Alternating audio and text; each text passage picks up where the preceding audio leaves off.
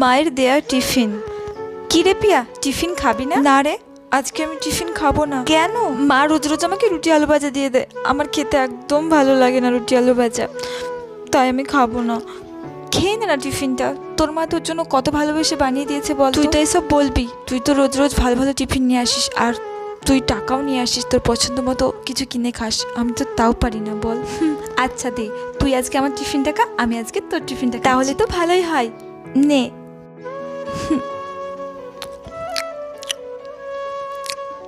কি রে, তোর রুটি আলু ভাজা এত ভালো লেগেছে? তোর এই খাবারে মায়ের ছোঁয়া আছে তাই।